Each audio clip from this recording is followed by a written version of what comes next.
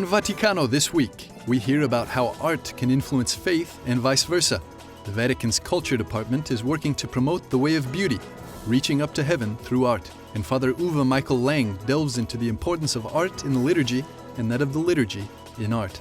Also, we get an exclusive tour of the Domus Dei laboratories, where religious sisters and lay colleagues are ensuring that places of prayer are filled with sacred art. And this iconographer opens her doors to show us how an icon is made, while the Vatican Museums director, Antonio Paolucci, speaks of the priceless nature of the works he keeps. All this on Vaticano.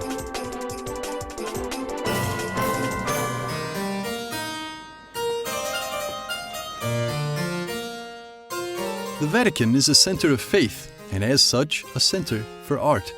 And it is working to renew the influence of the Church in the area of contemporary art, while continuing to safeguard the long history of the art it protects. It was just a month ago that Pope Francis unveiled this statue of St. Michael the Archangel within the Vatican City. There has been real impetus on the part of the Vatican to influence the art world outside of these walls, especially from the Vatican's culture department. We think that precisely the wealth of the Christian message, in addition to the spiritual aspect, from a cultural perspective, can give a fruitful contribution to art, which many times becomes closed in on itself, becoming almost solely a representation of the immanent, that is, of the historical situation, or the very decadence of contemporary existence, or even becoming self-referential. Here within the offices of the Culture Department, they're actively seeking to make that contribution. Monsignor Ravasi, when he wasn't yet cardinal, when he arrived here as the president of the department, selected several themes that he held most important, and emerging among them was art, the relationship between the Church and art. He already had a personal experience in the area, and so he wanted the Pontifical Council also to welcome the opportunity more than it had in the past, and also in the presence of Benedict XVI, with his deep awareness and artistic sensibility, to launch a dialogue with art and the world of contemporary art. Benedict XVI, as a good theologian and friend of Hans Urs von Balthasar, knew about and appreciated the via pulchritudinis, this path of searching that collects the beauty of nature, of culture, of human thought, of art, as symbols of a dialogue with the Creator, with the artifice of beauty. Therefore, beyond the way of thought, of philosophy, of charity, also this way merits promotion and support. So we've taken on this role given to us by the Pope and the Church to try to build bridges and roads, opportunities to take this way of beauty, especially with artists in the different categories, and also with Christian communities and churches, each through the signs of beauty present in their own environments, which can create occasions of encounter not only between people, but also and above all with the Creator, the artifice of beauty, as the great St. Augustine defined him.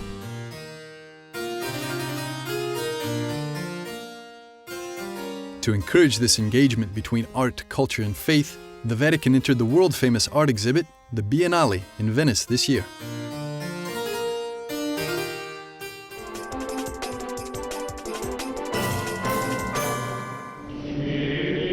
Liturgy is influenced by art, just as art is influenced by the liturgy. And the Catholic Church is on a constant search to draw man closer to God through art. There are some people who dedicate their life and their studies to discover how to best make that possible.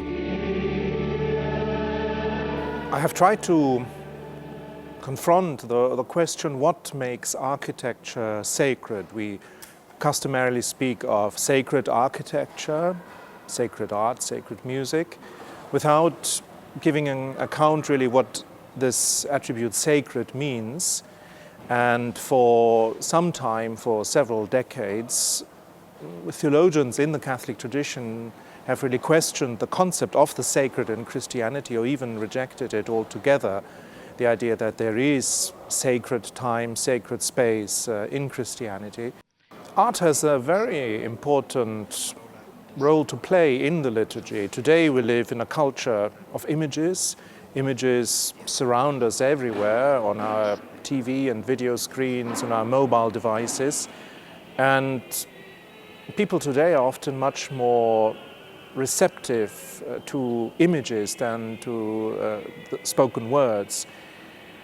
The Church's tradition has been very much aware of that, especially the liturgical tradition, hence historical styles of Christian architecture use imagery in abundance, and the image or art in a sacred building helps the worshipper to, well, in first place, to realize that every liturgy is celebrated in the communion of the saints, and that means communion of all the saints and angels who offer worship to God in heaven. So it's not just about what we are doing, but we're entering into something that is greater than us and something that is already happening. And it can also have a didactic function. Didactic is perhaps too narrow an expression, but it can actually, well, certainly help us to recall biblical episodes, to recall the lives of the saints, and in general lead us to a more fruitful and deeper participation in the liturgy. On the other hand, if art in a church is not well thought out, if it is not in harmony with the spirit of the liturgy, with the great iconographical tradition, and we have such a tradition in the West as well. It's not as precisely defined as it is in the Eastern tradition, but if you look at historical churches, there is something like a Western iconography as well. So if art in a church does not insert itself into that iconographical tradition, it can happen that what we actually see in a church distracts us from worship, distracts us from that profound participation in the liturgy to which we are called. Active participation in the liturgy cannot simply be reduced to understanding texts or to speaking roles, doing this, doing that, but it really means entering into the spirit of the liturgy, offering the sacrifice of the Mass together with the priest who acts in the person of Christ, and so enriching our baptismal or living our baptismal vocation and nourishing our spiritual life. And obviously, because we are made of flesh and blood, because we are not just spirits but spirits and bodies, we need these material conditions for our worship. We need these material, our senses are always involved, and therefore these aspects, architecture, art, music as well, are not simply secondary but an integral part of what the liturgy is about. After the break, we'll visit the labs of Domus Dei, where art and faith meet. You're watching Vaticano. Here in an industrial park outside Rome is this jewel. It's Domus Dei laboratories, where art and faith are joined by fire. One of the aspects of our charism, of our activities, and, if you will, of the mission of the Church is precisely that of evangelizing with art, making custom-fit garments for the people of God that celebrates within the Church.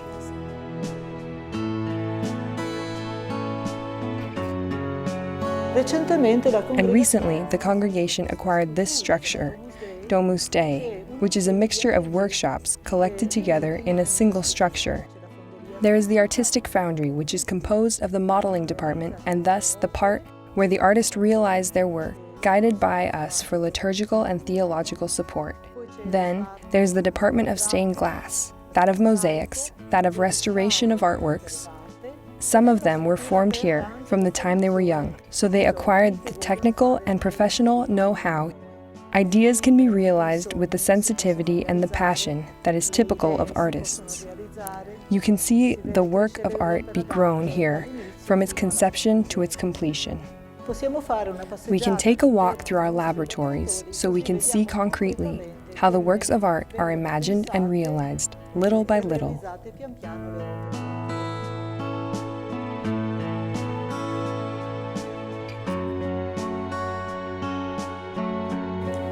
This is the modeling department. We can see here how a sculpture is born. In practice, an internal skeleton is constructed out of metal. It's a structure that simulates the skeleton, and on the outside, clay is packed. As the clay is placed on the outside, it is modeled. Here we see a model, and we can see that this will be the final result of a life-size sculpture. Here we see a replica of the Pietà, a variation of Michelangelo's work at St. Peter's Basilica. So this is the Pietà revisited, following some of the suggestions of the patron who asked for the variation from the original. It's already in the final phase of completion. Pictures are taken at various stages in its creation and shared with the patron so they can share in the production process. The next stage after modeling is that of creating the form, which we will see in adjoining departments.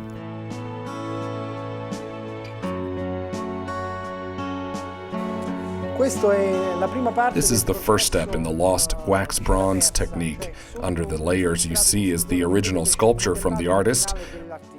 We're covering it with various layers of silicone rubber. Little by little, the technicians increase the thickness of the rubber on top, of which will be placed a type of rigid shell made of resin that will create a perfect negative of the original.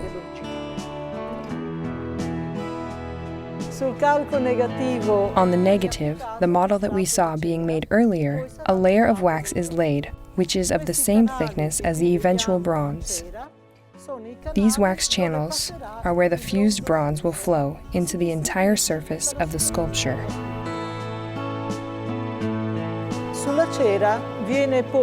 On the wax, this material, which is a composite of refractory and plaster, is packed. It reinforces the wax.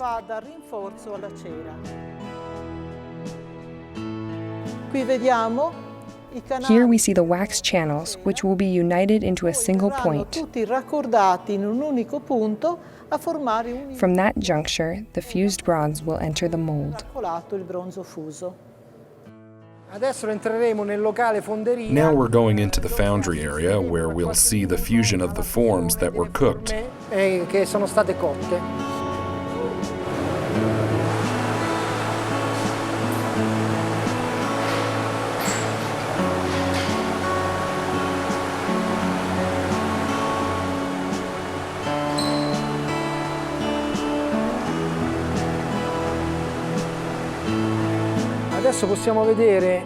Now we can see the bronze after the form has been removed.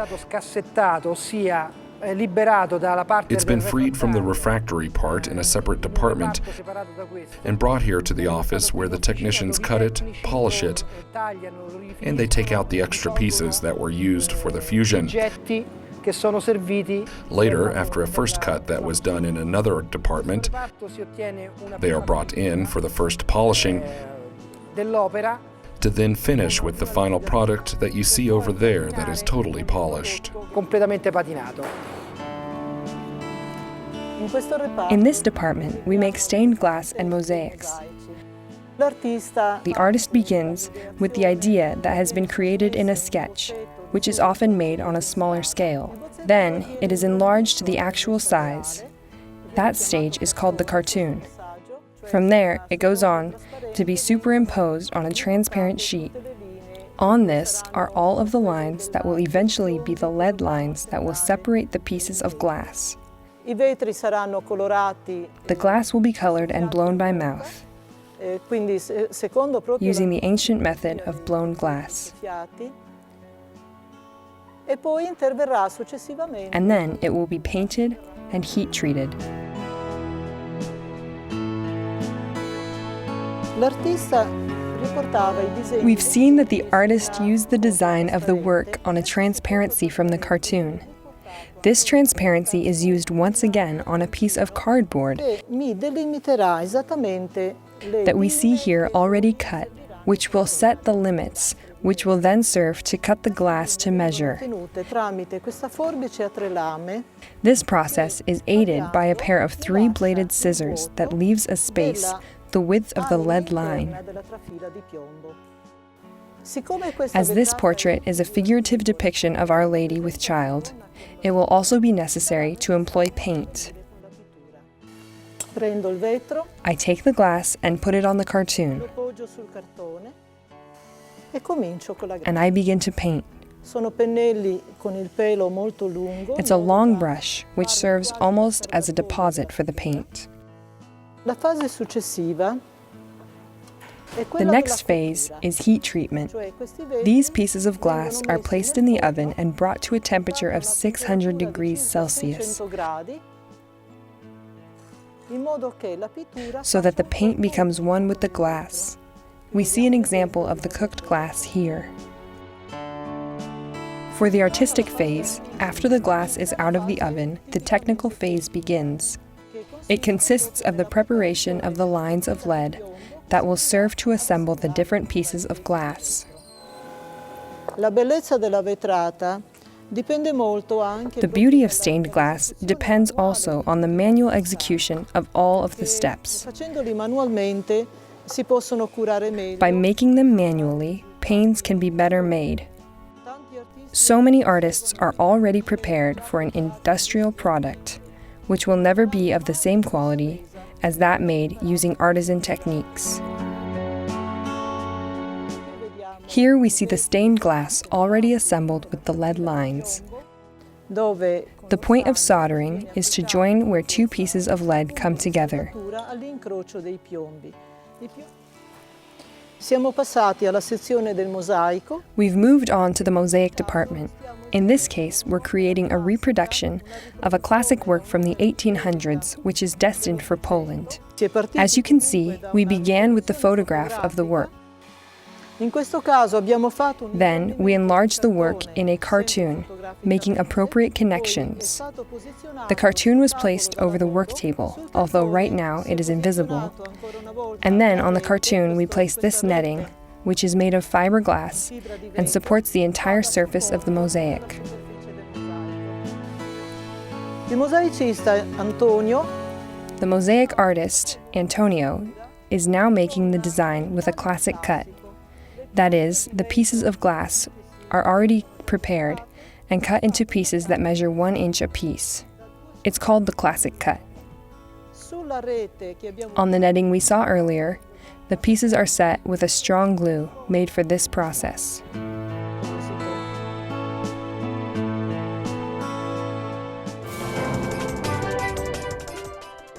Few moments, we'll be back to discover the making of an icon and what it is about the Vatican Museums that makes them a treasure trove for the faith. This is Vaticano.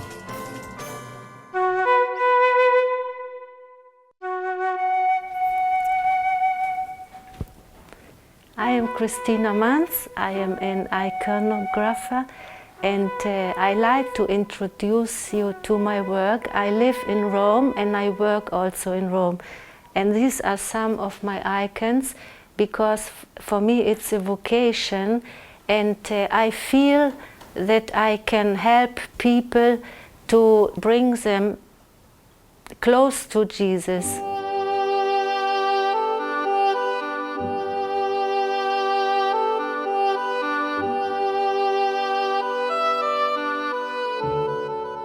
An icon is a window that opens us, shows us heaven, brings us close to heaven, and I feel the vocation to help people through the icons to pray and to show the way to Jesus.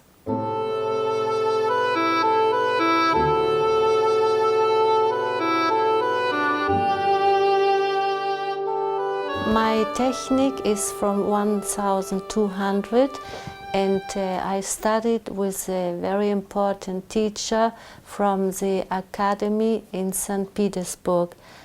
And the material I use is all natural. You can find it all directly from Russian or in Germany, also in Italy. And now I will show you how to use this material on the icon.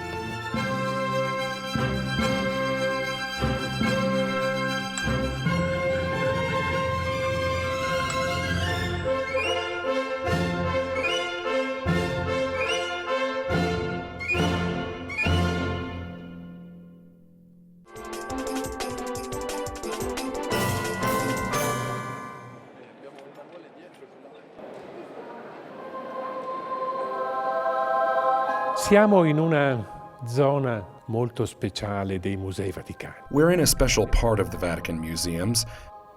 Che ci sono I Musei Vaticani. You should know, first of all, that there are the Vatican Museums that everyone knows, those open to the public, visited every year by more than 5 million people. La Cappella Sistina, le stanze di Raffaello, I tanti The capolavori. Sistine Chapel, the Raphael Rooms, so many pieces of ancient statuary. But then, within the Vatican Museums, we also have the underground section, that which is invisible, that no one sees, unless they are an academic or have another certified reason to visit them. Sono I depositi. Le riserve. They are the deposits, the beautiful reserves of the Vatican Museums. Qui siamo in una speciale. We're in one of them here, a special reserve called that of the armor. Le corazze. Si chiama così perché una volta qui gli armigeri del Papa. Because once right here, the army of the Pope used to retrieve their armor and their weapons from here. Adesso è diventato un Now it's a deposit of ancient sculptures.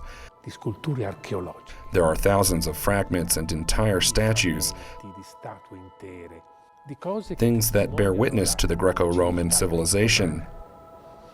la Chiesa di Roma The Church in Rome has always been considered the heir to Roman Empire, to the classical civilization. e questo spiega perché nei Musei Vaticani This explains why in the Vatican Museums there is such an extraordinary wealth of ancient sculptures. queste sono quelle che non sono esposte perché sono frammentate. These are those that are not on exhibition because they are fragments, or perhaps because they don't have a special meaning, Però sono ugualmente molto importanti perché but they are equally important because altogether they form a type of precious document on classical history. civiltà classica. Ci sono opere molto importanti. There are some extremely important pieces, for example, those in the Egyptian style. di stile egizio che vengono dalla Villa Adriana. Here you can see them. They come from the villa of the Emperor Hadrian, who, as we know, really loved Egyptian culture. egiziana. Ci sono sculture di divinità, There are sculptures of divinities, like Venus, for example. copie antiche da originali famosi di There are Scopa. ancient copies of originals of people like Scopas and Polycleto. Tutto questo sta qui dentro e c'è un'iscrizione latina qui. All of this is inside, and there's a Latin inscription here made by Pius XII, in which he speaks of many years ago at the beginning of the 20th century. In Latin, the Pope explains the reasons for this deposit. It's fundamental, says the Pope in this inscription, that the witness of history is scrupulously safeguarded. Scrupolosamente conservato. Quindi qui dentro è possibile capire la filosofia. So here inside, it's possible to understand the philosophy that governs all of the Vatican Museums. There is the visible part that is offered to all of the people of the world, from all world religions and cultures, and there is a hidden but equally important part that collects documentation of history. This is the function of the deposit. Se vendessi tutto, If everything was sold, obviously the value would be incredible, but the most important value isn't in the money, in the economic value. sta in It is in what spiritually and culturally all of this means. Tutto questo significa. Cioè la Chiesa di Roma. The Church of Rome has always wished to be that which protects the culture and history. This is the gift it gives to the entire world. So, for this reason, the things you see here will never be sold. Se la Chiesa vendesse tutti I suoi capolavori, If the Church sold all of its masterpieces, the poor would remain poor. But if the Church conserves all of this, it gives a gift to all of the poor people of the world. That's the reason for the patrimony that the Church protects. del patrimonio che la Chiesa custodisce.